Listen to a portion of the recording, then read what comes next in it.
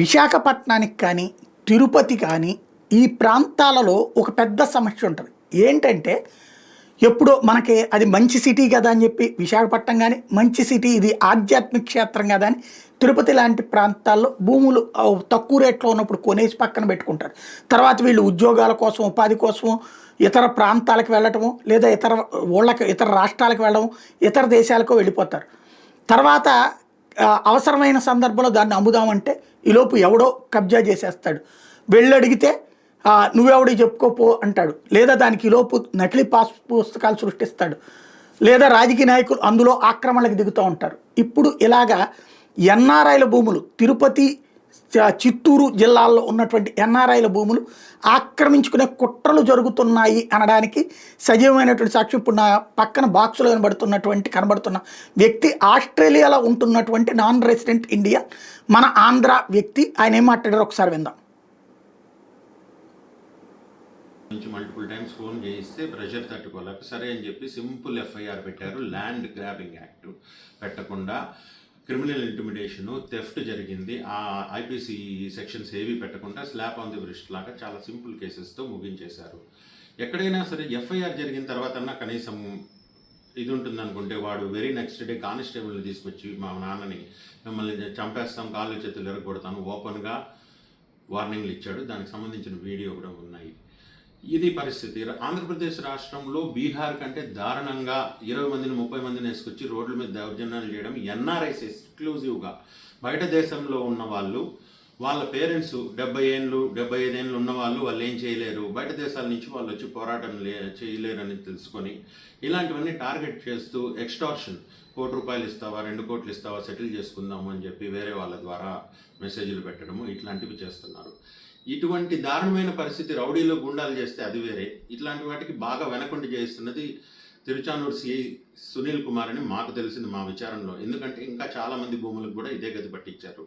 వాళ్ళందరూ బయటకు చెప్పుకోలేక, ఏం చేయాలో తెలియక రిటర్న్ కంప్లైంట్లు, పిటిషన్లన్నీ ఇచ్చి ఏం చేతగాక నోరు మూసుకొని ఉన్నారు.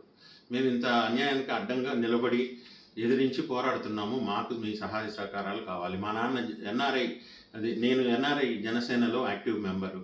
ఇక్కడ మా నాన్న జనసేన కోసము తిరుపతి ఎమ్మెల్యే అభ్యర్థికి చాలా ప్రచారం చేశారు. అదేవిధంగా చంద్రగిరి నియోజకవర్గానికి టీడీపీకి అభ్యర్థి కూడా చాలా ప్రచారం చేశారు. మన కూటమి ప్రభుత్వం రావాలి, మన బతుకులు బాగుపడాలి అని చెప్పి చాలా ప్రయత్నాలు చేశారు. అంత కష్టపడి అన్నీ సాధించుకున్నాక ఈరోజు మా పరిస్థితి ఇది. ఒక ఎన్ఆర్ఐగా ఉండి, రిటైర్డ్ ఎక్సైజ్ సూపరింటెండెంట్గా ఉండి, ఆయన్ని ఒకడు రోడ్డు మీద పోయేవాడు 20 మందిని తీసుకొచ్చి నేను చంపేస్తాను వెళ్ళి చూపించి బెదిరించినా కూడా ఏమీ చేయలేని పరిస్థితి. ఇటువంటి దారుణ పరిస్థితులు ఆంధ్రప్రదేశ్ రాష్ట్రంలో ఉన్నాయి. దీని మీద దయచేసి పవన్ కళ్యాణ్ గారు మీ దృష్టికి తీసుకొని రావాలని చెప్పి ఈ వీడియో చేస్తున్నాము. సార్, మీలాంటి పవర్ స్టార్ ఇట్లాంటి వాటి మీద చర్యలు తీసుకుని హోమ్ డిపార్ట్మెంట్ మీరు తీసుకోవాలి సార్. ఊరికే చెప్పగా ఎవరి చేతిలో పెడితే కాదు. కాకినాడ డిఎఫ్ఓ విషయంలో నిర్మోహమాటంగా మీరు ఎట్లా స్పందించారో అందరూ చాలా సంతోషపడ్డాం. ఈయన చేతిలో కదా పౌరణ హోమ్ డిపార్ట్మెంట్ ఉండాల్సింది అనేసి. లేదంటే ఇలాగే ఉంటుంది మా బతుకు. ఇప్పుడు మేము జనసేన కోసం మేము చాలా పోరాడి పార్టీని అధికారంలో తేవాలని 75 ఏళ్ళ వయసు వ్యక్తి రోడ్ల మీద తిరిగి ఆయన చేయగలిగినంత ఇది చేశారు. ఆయనకు ఒక సమస్య వస్తే ఇప్పుడు మాకు ఎవరున్నారు మీరు చెప్పండి. అది సార్ మా పరిస్థితి. తెలుగుదేశం పార్టీ అన్నా, జనసేన అన్నా విపరీతమైన అభిమానం ఉంది. మేము చాలా కష్టపడ్డాము, చాలా క్యాన్వాసింగ్ చేసాము మా చేతనంతా. దయచేసి ఇప్పటికైనా సరే స్పందించి, ఇదిగో ఇట్లాంటి సిఐల వల్ల, ఇట్లాంటి భూ కబ్జాలు చేయడం వల్ల మీ గవర్నమెంట్కి చాలా చెడ్డ పేరు వస్తుందండి. పేపర్లో రాకపోవచ్చు, చాలా జరుగుతుంది, ప్రజలందరికీ తెలుస్తుంది. ఇది చాలా తప్పు. దీని మీద తక్షణ చర్యలు తీసుకోవాలని మా విజ్ఞప్తి. నమస్కారం, నా పేరు గోరా రాజేంద్ర ప్రసాద్. నేను ఒక నాన్ రెసిడెంట్ ఇండియన్ని. నేను విన్నారు కదా, 1965 సంవత్సరంలో వాళ్ళకి సొంతమైనటువంటి భూమిని ఎవడో వచ్చాడు, క్లెయిమ్ చేశాడు, కోర్టుకు వెళ్తే ఆ కోర్టు వాళ్ళది కొట్టేసింది.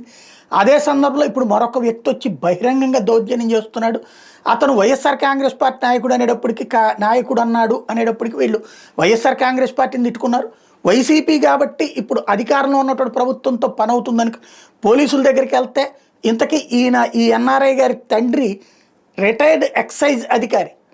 అలాంటి వ్యక్తి ఇప్పుడు హైకోర్టులో రిజిస్టర్డ్ అడ్వకేట్ కూడా. వాళ్ళ ఆస్తి ఇప్పుడు కైంకర్యం అయిపోతుంది అన్నటువంటిది చివరికి పోలీసులతో చెప్పి ఎస్పీ గారి దగ్గరికి వెళ్తే ఎస్పీ గారు ఎఫ్ఐఆర్ కట్టమని సర్కిల్ ఇన్స్పెక్టర్కి చెప్తే అవ్వలేదు. వీళ్ళు ఏమనుకుంటున్నారు, ఈ పోలీసులే తప్పు చేస్తున్నారు, సిఐ తప్పు చేస్తున్నాడు, ఎస్పీ గారు చెప్పిన వెంటలేదని అనుకుంటున్నారు. అట్లా సాధ్యమా? ఒక సిఐ ఒక ఎస్పీ చెప్తే సంథింగ్ ఎవరో ఉంటారు దీని వెనకాల. అధికార పక్షంలో కూడా వైసీపీ అయితే చొక్కా పట్టుకుని లాక్కొచ్చి లోపలేసేవాళ్ళు, ఆ భూమిని వెంటనే చేతికి ఇచ్చేవాళ్ళు, చితక బాధేవాళ్ళు, ఇదిగో వైసీపీ వాడి ఆక్రమణ కబ్జా అని రాసేవాళ్ళు. స్వయంగా ఎన్ఆర్ఐ తెలుగుదేశానికి చెప్పారట, జనసేన ఎన్ఆర్ఐకి చెప్పారట, ఆస్ట్రేలియా విభాగం వాళ్ళకి, ఇద్దరు ఫ్రెండ్స్ అనట ఆయనకి. చివరికి ఏపీ ఎన్ఆర్టీ దగ్గరికి వెళ్ళింది, ఏపీ ఎన్ఆర్టీ వాళ్ళు చెప్తే అప్పుడు మళ్ళీ మాకు కాగితం ఇవ్వమన్నారట సిఐ. మళ్ళీ కాగితం ఇస్తుంటే ఏదో నార్మల్ కేసులు పెట్టి ఊరుకుంటున్నారట. అంటే కబ్జా చేసి లాక్కుంటుంటే కూడా ఇంత జరుగుతోంది అంటే ఇంకా అమాయకంగానే నమ్ముతున్నారు ఆయన, ఎవరో వేరే వాళ్ళు అన్నటువంటిది. సంథింగ్ అధికార పక్షపు మద్దతు లేకుండా సాధ్యమవుతుందా ఇట్లాంటిది? చివరికి ఆయనకి విరక్తి కలిగి ఈ కూటమి ప్రభుత్వాన్ని తిడుతూ పవన్ కళ్యాణ్ హోంమంత్రి అయిపోతే ఇట్లాంటి సమస్యలని పరిష్కారం అయిపోతాయని చెప్పి భావిస్తూ పెట్టినటువంటి వీడియో ఒకసారి చూద్దాం.